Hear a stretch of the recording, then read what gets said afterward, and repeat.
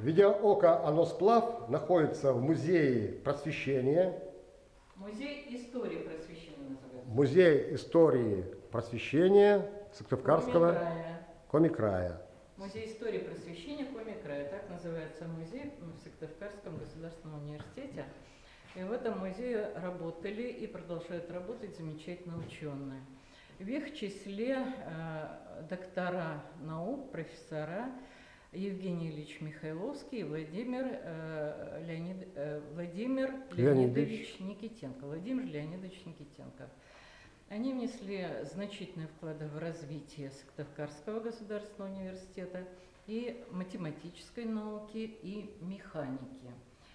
Это последователи известной в России научной школы, которой руководил академик Новожилов. К юбилею Владимира Леонидовича Никитенкова Музей истории просвещения Коми-края издал книгу, которая так и называется «Евгений Ильич Михайловский и его ученик Владимир Леонидович Никитенков», потому что действительно Никитенков был учеником с большой буквы. Разница в возрасте составляла примерно 12 лет, а вот разница уже в защите докторской диссертации 6 лет, то есть ученик догонял своего учителя.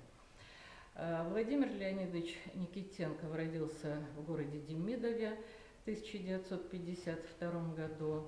В этом же городе он в 2015 году ушел из жизни.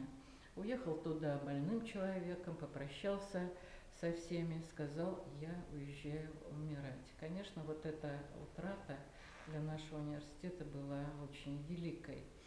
Владимир Леонидович был выпускником Ленинградского государственного университета, приехал сюда по личному приглашению первого ректора университета Валентины Александровны Витязевой в 1976 году. Это было единственное место его работы. Конечно, он начинал, как и все молодые преподаватели, с должности ассистента, потом стал старшим преподавателем, доцентом, а уже после защиты докторской диссертации занимал должность профессора. Кроме того, он был заведующим кафедрой прикладной математики и этой кафедрой руководил до конца своей жизни. Что касается его учителя Евгения Ильича Михайловского, он приехал в Сыктывкар на 2 года позднее, в 1978 году. Родился в Новороссийске, ушел из жизни в Сыктывкаре. Это случилось трагически на даче в Максаковке. Он просто упал со 2-го этажа. Так, неудачно. Евгений Ильич Михайловский и Владимир Леонидович Никитенков сделали очень многое для развития информационной базы Сыктывкарского университета.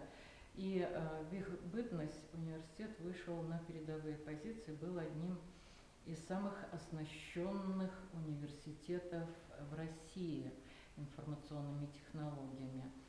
Евгений Ильич также окончил Ленинградский университет, механико-математический факультет, так же, как и Никитенков. По сути дела, они учились в одном вузе на одном факультете.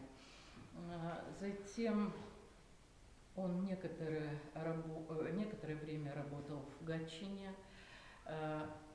Была у него уже готова докторская диссертация, но он ее не успел в Ленинградской области защитить. Приехал сюда в 1978 году и продолжил работу над докторской диссертацией.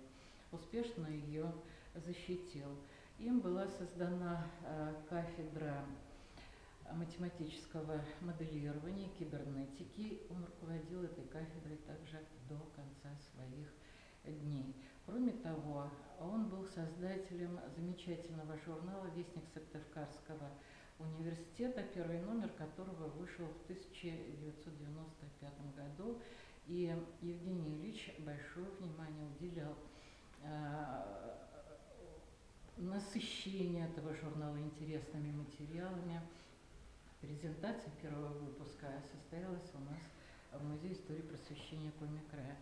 Интересно, что и последние прижизненные встречи с ними, выставки, юбилеи тоже прошли в стенах нашего музея. В 2012 году мы отмечали 75 лет Евгению Ильичу. У нас была устроена выставка и творческая встреча с ним, куда пришли его ученики, коллеги, друзья.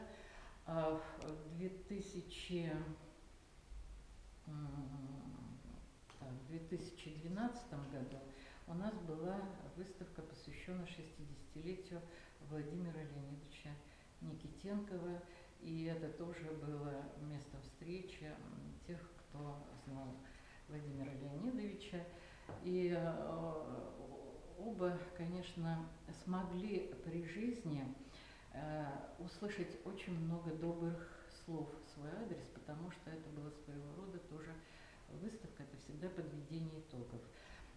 Сейчас у нас уже две посмертные выставки. Одна посвящена в Большом зале Евгению Ильичу, а вторая вот здесь в малом выставочном зале его ученику Владимиру Леонидовичу. Здесь их личные вещи, то, что их окружало при жизни, фотографии, в которых размещены их близкие, друзья, публикация, их увлечения. Вот Владимир Леонидович трубку он коллекционировал, табаки разные. Евгений Ильич писал стихи, и на его выставке можно увидеть сборник стихов. Очень был увлечен дачей, той самой Максаковской дачей, которая стала последним его пристанищем на его жизненном пути. И там тоже эти материалы наши посетители могут увидеть. Благодарю.